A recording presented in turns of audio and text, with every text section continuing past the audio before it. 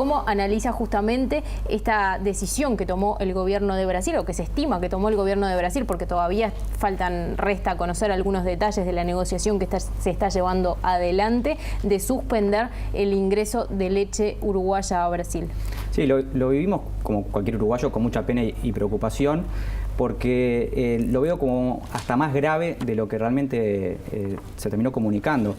Cuando el gobierno brasilero, o a través de algunos de sus ministros, indica que hay productores uruguayos que están triangulando, en realidad lo que nos está diciendo o está acusando a productores es de contrabandear leche.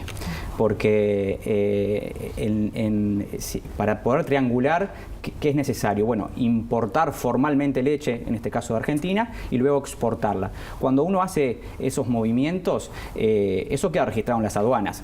Y si hay algo que funciona bien en el Mercosur, son los sistemas informáticos aduaneros. Entonces hoy Brasil podría saber perfectamente cuánta leche Uruguay importó de Argentina.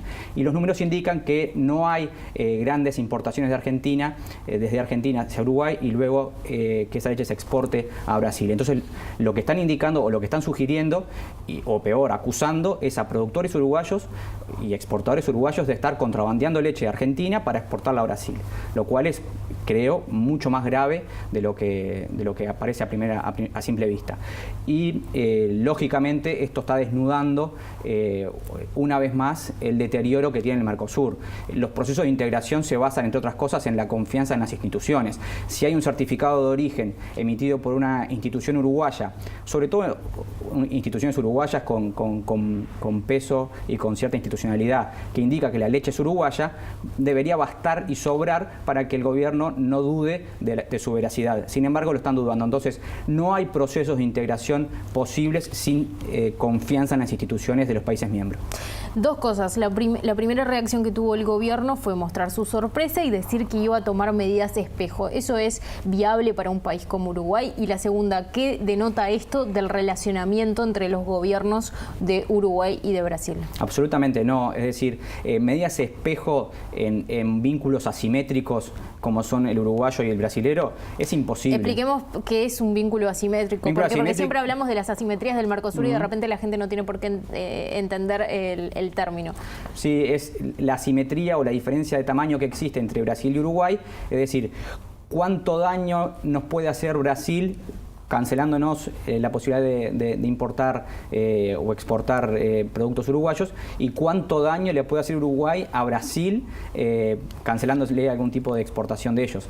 Evidentemente nosotros como mercado chico, como mercado pequeño, como un mercado con poco potencial, difícilmente le hagamos daño a algún sector de actividad de brasilero. Sin embargo, ellos lógicamente pueden hacernos mucho daño porque hay sectores que dependen particularmente de las exportaciones a Brasil.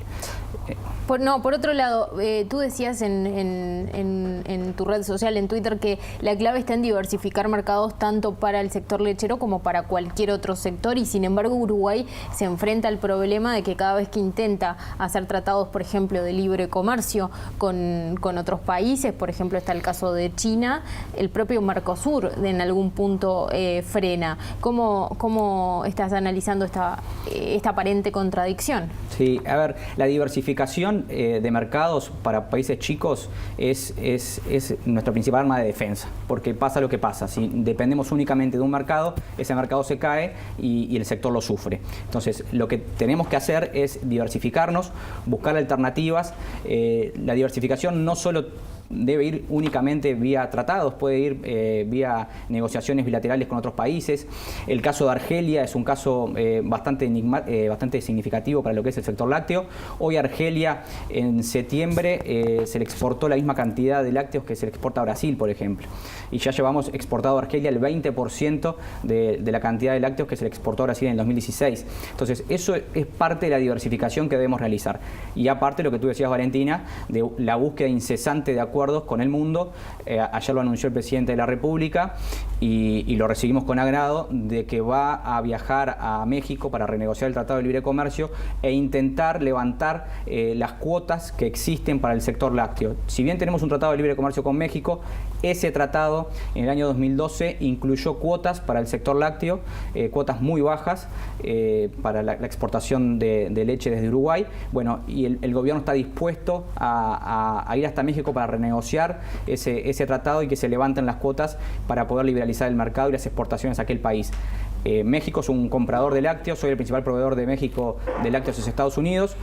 Y bueno, caímos justo en el medio de la negociación del NAFTA, donde también es posible que haya algún tipo de oportunidad ahí. Por otra parte, Soto, la otra semana formó parte de la delegación que viajó por la sociedad civil a las negociaciones de la Unión Europea y el Mercosur para un posible tratado de libre comercio. Después de esa reunión quedó un gusto a poco de alguna medida. ¿Cuál fue el ánimo en esa reunión y qué señal se le está dando con este debate sobre la leche y Brasil a la Unión Europea? Sí, el gusto a poco es porque en realidad la perspectiva era llegar a un acuerdo con la Unión Europea en diciembre, o sea, de acá a 2 meses.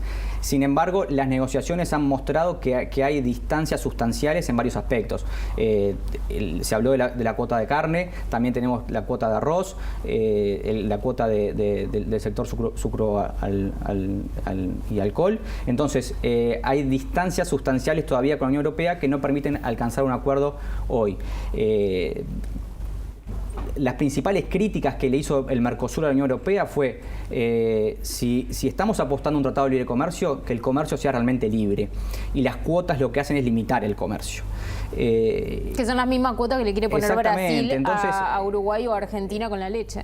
Exactamente, entonces lo que estamos haciendo es, en momentos en que el Mercosur debería mostrarse de forma compacta y de forma monolítica y coherente frente al mundo, lo que hacemos es todo lo contrario y mostramos nuestra peor cara, la cara más anacrónica que tiene el Mercosur, que es las trabas al comercio, cuotas, aranceles, licencias, tasas consulares, porque Uruguay tiene su perla también, que es el incremento de la tasa consular. Entonces, no mostramos frente al mundo una posición clara también de libre comercio, que es lo que le estamos exigiendo a Europa, ¿no?